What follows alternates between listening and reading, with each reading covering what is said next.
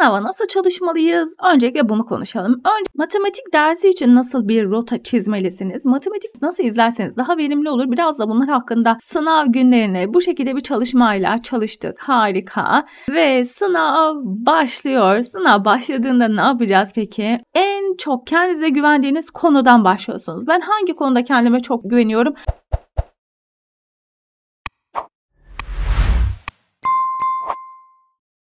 Merhabalar sevgili öğrencilerim. Yazılı haftası yaklaşıyor. Eminim hepiniz çok heyecanlısınız. Belki de streslisiniz. Bu yüzden bu videoda yazılı sınavlarında neler yapmalısınız, nasıl daha başarılı olursunuz bunları konuşacağız. Bana en çok gelen sorulardan birisi açık uçlu ya da çoktan seçmeli sorulara çalışırken farklılık gösterir mi? Hani birine farklı bir çalışma yöntemi, birine farklı bir çalışma yöntemi olmalı. Hayır, çalışma yöntemi aynıdır. İkisine de aynı şekilde çalışırsınız. Tek fark birinde şıklar olur, diğerinde olmaz. Bu da çalışan öğrenci için aslında açık uçlu sorular çok daha iyidir. Ama çalışmayan öğrenci için çoktan seçmeli sorularda en azından sallama şansı oluyordu. Bunu ortadan kaldırmış oluyorlar. Yani sallama şansınız olmuyor. Bu yüzden mutlaka sınavlara çok iyi bir şekilde hazırlanmalısınız. Çünkü seçebileceğiniz şıklar olmayacak. Bütün soruları kendinizin cevaplaması gerekecek. Kendi ifadelerinizle, kendi çözümlerinizle, kendi işlemlerinizle bunları gerçekleştirmeniz bekleniyor. Şimdi sınava nasıl çalışmalıyız? Öncelikle bunu konuşalım. Öncelikle hangi konudan kaç tane soru çıkacağını bilmeniz gerekiyor. Bunu da size ortak sınavlar için konu soru dağılım tablosunda verecekler. Yani bir tablo verecekler. Diyecekler ki A konusundan bir tane soru çıkacak. İşte B konusundan 2 tane gibi ve siz bu konulara bu şekilde çalışacaksınız. Hangi konuya daha fazla ağırlık verdilerse o konuya siz de ağırlık verin. Yani bir tane konudan 3 tane 4 tane soru çıkıyorsa bu konu önemlidir. O zaman siz de bu konuya daha fazla önem verip daha fazla çalışın. Matematik dersi için nasıl bir rota çizmelisiniz? Matematik dersi birikimli ilerleyen bir derstir. Yani her konu birbirinin arkasında gelir. Her konu birbiriyle bağlantılıdır. Bu yüzden çocuklar matematiğe çalışırken tüm konularınızın iyi olması lazım. Bir konuda eksikliğiniz varsa eğer matematik dersinde sorun yaşarsınız. Bu yüzden matematik dersinde konu eksiğini asla istemiyoruz. Bu yüzden matematik dersi için en baştan bir genel tekrar yapmanızı istiyorum. Eğer vaktiniz varsa, sınavınıza daha zaman varsa sevimli matematikte bulunan videolarımızı en baştan izlemenizi ben tavsiye ederim. Ondan sonra da yazılı videolarımızı izlersiniz. Yazılıya hazırlık olarak attığım soru çözüm videolarımızı izlersiniz. Ama eğer vaktiniz yoksa sadece yazılıya hazırlık olarak attığım videoları izlemeniz de yeterli olacaktır. Bu videolarda soru çözümleri yapıyorum. Soruları çözerken o konuyla alakalı bütün hatırlatmaları da böyle minik tekrarlar şeklinde yapıyorum. Ama sizin o konuyla alakalı hiçbir bilginiz yoksa bunlar işe yaramaz. O yüzden önce konu, sonra sorular. Anlaştık mı? Ama hocam ben zaten konuları biliyorum. Hani böyle birazcık eksiklerim var diyorsanız bu sizin için yeterli olacaktır. O eksikleri o videolarda kapatırız inşallah. Çünkü ben soruyu anlatırken bir yandan da size o konuyla alakalı püf noktaları, böyle unutmaya meyilli olduğunuz yerleri gösteriyor olacağım. Tekrardan hatırlatıyor olacağım.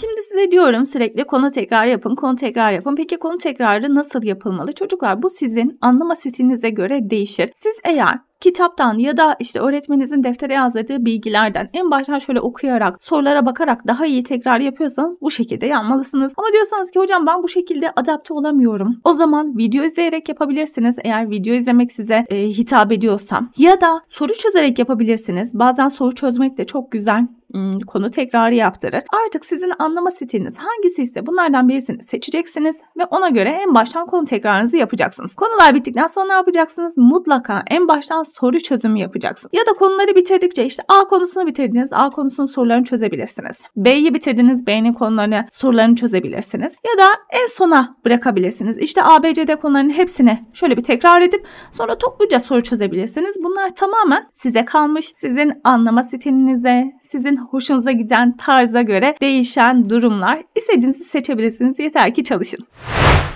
Bildiğiniz gibi sizin için yazılı hazırlık videoları attım. Bu videoları nasıl izleyeceksiniz, nasıl izlerseniz daha verimli olur. Biraz da bunlar hakkında konuşmak istiyorum. Çocuklar, yazılı hazırlık videolarımızda yazılıya yönelik sorular mevcut. Bu soruların hepsinin tabii ki çözümlerini yapıyorum. Ama sizlerden ricam videoyu açtınız. Birinci soru karşınıza çıktı. Videoyu durdurun ve önce kendiniz çözün. Kendiniz çözdünüz. Gayet güzel. Sonra beni dinleyin. Beni dinlediniz, anladınız. Herhangi bir problem yok. İkinci soruya geçtiniz. Soruyu durdurdunuz, videoyu videoyu durdurdunuz, soruyu çözmeye çalışıyorsunuz, çözemiyorsunuz. O zaman o soruya bir soru işareti. O soru hangi konuyla alakalı? İşte A konusuyla alakalı. O zaman bir yere not alacaksınız. Diyeceksiniz ki A konusunda benim anlamadığım bir şeyler var. A konusuna tekrar çalış. Ya da işte çalışılacak konular yazıp altına A konusu yazabilirsiniz. Nasıl yazmak istiyorsanız o A konusunu mutlaka belirtin. Sonra videoyu açın, soruyu dinleyin. Bakalım anladınız mı? Hiç anlamadıysanız A konusunu hiç anlamamışsınızdır. O zaman A konusuna en baştan çalışıyorsunuz. Ama beni açtınız, dinlediniz, biraz anlıyorsunuz. Yani sorun yok. O zaman A konusuyla alakalı birazcık problemleriniz vardı. Şöyle bir üstünden geçseniz A konusunu hatırlarsınız. Anlaştık mı? O zaman ne yapıyormuşuz?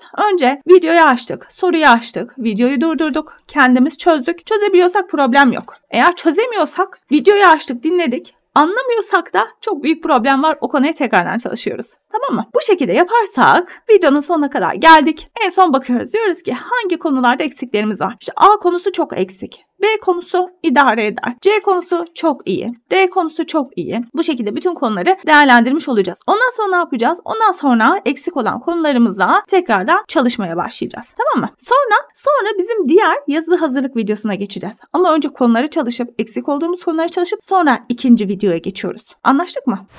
İkinci videoda yine aynı yöntemleri izliyoruz. Yani videoyu açtık, durdurduk, birinci soruyu izledik. Bakalım anlıyor muyuz? Anlıyorsak sıkıntı yok. Geçiyoruz. İkinciye geçtik, bakalım anlıyor muyuz? Anlamadık, çözemedik kendimiz. Ama videoyu dinlediğimizde anladık. Demek ki soruyla alakalı bir problem olmuş. Sorun yok. İşte üçüncü konuya geçtik. Üçüncü konuda yok, hiç anlamadık. O zaman o konuda hala problem var. O konuyu tekrardan not alıyorsunuz. Tamam. Bu şekilde not ala gidiyoruz ve bu videonun sonunda da tekrardan not aldığımız konulara en baştan çalışıyoruz.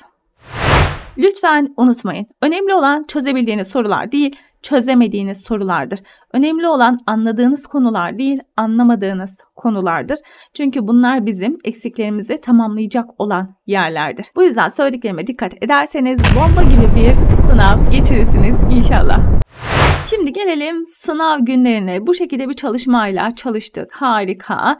Sınav gününe gelmeden önceki gece mutlaka erken yatıyoruz. Neden? Uykumuzu güzelce alırsak zihnimiz de o kadar açık ve berrak olur. Tamam mı? Erkenden yattık. Sabah güzelce uyandık ve güzel bir kahvaltı yaptık. Ama kahvaltıda ağır yiyecekler yemiyoruz. Yani işte kızartma gibi. Sizi rahatsız edebilecek işte salam, sosis, sucuk gibi ürünler tüketmiyoruz. Neden? Bunlar size ağırlık oluşturur. Ne yiyebiliriz? İşte haşlanmış yumurta yiyebiliriz. Ya da omlet yiyebiliriz. Hani böyle daha hafif şeyler. Zeytin, peynir, domates. Bu tarz şeylerle besleniyoruz ve okula gidiyoruz, tamam mı? Ağır yiyeceklerden uzak duruyoruz. Ve sınav başlıyor. Sınav başladığında ne yapacağız peki? Önce adımızı soyadımızı yazacağız. Bazen heyecandan unutabiliyorsunuz. Önce adınızı soyadınızı yazın. Hem de sınav heyecanınızı bir tık atlatmış olursunuz. Sonra şöyle kağıda bir göz gezdirin. Kaç tane soru var, neler var. Ama çok hızlı bir şekilde. Direkt baktınız, geçtiniz. Sonra en çok kendinize güvendiğiniz konudan başlıyorsunuz. Ben hangi konuda kendime çok güveniyorum? İşte E konusunda çok fazla güveniyorum. O zaman önce onun sorusundan başlayayım ki heyecanımı atarken yanlışlık yapmayayım. Neden? Çünkü o konuda zaten iyiyim. Sonra diğer sorularda da diğer iyi olduğum konulardan en kötü olduğum konuya doğru gidiyorum. İşte C konusunda en kötüyüm. O zaman C konusunu en sona bırakıyorum. Öğrencilerin en kötü olduğu şeyler neler? Mesela problemler. Problemlerde kötüsünüz diyelim. O zaman problemleri en sona bırakın. Tamam mı? Ve anlamadığınız sorular olduğunda mesela uğraştınız tam böyle olmuyor. O sorunun sonucuna ulaşamıyorsunuz. O zaman o soruyla çok uğraşmayın. Olur mu? O sorunun başına büyük bir soru işareti koyun ve geçin. Neden büyük bir soru işareti koyun diyorum? En sonda tekrardan oraya geri döneceğiz. O soruyu kaçırmayalım. Gözden kaçmasın, kaybolmasın diye. Bütün soruları bitirdik. Sonra kağıdımıza bakıyoruz. Kaç tane boşumuz var? 2 tane soru işareti koyduğumuz sorumuz var. O zaman hemen o sorulara geri dönüyoruz. Ve o sorularla uğraşmaya başlıyoruz. Ama dediğim gibi eğer soruyla çok uğraştınız. Böyle tam olmadı, işlemin sonucunu bulamadınız. O zaman ne yapmıyorsunuz? O soruyla çok cebelleşmiyorsunuz. Vaktiniz kalırsa istediğiniz kadar cebelleşebilirsiniz. Sonra çocuklar sınavın sonunda bütün soruları bitirdik bu şekilde. Sınav kağıdımızı en baştan bir kontrol ediyoruz eğer zamanımız varsa. En baştan bütün soruları şöyle bir göz gezdiriyoruz. Aklımıza takılan bir şey var mı? Yanlış düşündüğümüz, yanlış yaptığımızı düşündüğümüz herhangi bir şey var mı? Şöyle hızlı göz gezdiriyoruz. Sınavdan erkenden çıkmayın. Benim size tavsiyem, ne kadar vaktiniz varsa o kadar kontrol edin. Gerekirse 3-5 defa o kağıdı tekrardan en baştan kontrol edin. Anlaştık mı? Ve sınav bitti. İnşallah hepiniz çok güzel notlar alırsınız çocuklar. Hepinizin sınav sonuçlarını merak ediyorum, merakla bekliyorum. Sınav sonuçlarınız açıklandığında ya da sınavdan çıktığınızda da yazabilirsiniz. İşte çok güzel geçti, harikaydı, bomba gibiydi vesaire. Sizin mesajlarınızı görmek beni mutlu ediyor. Sınav sonuçlarınız açıklanınca da sonuçları mutlaka bana yazın. Şimdi duygusal bir veda yapalım sevgili öğrencilerim. Başarı bir yolculuktur. Bu yolculukta başımıza her şey gelebilir. Düşeriz, kalkarız, yoruluruz, bazen koşarız. Hepsi olur.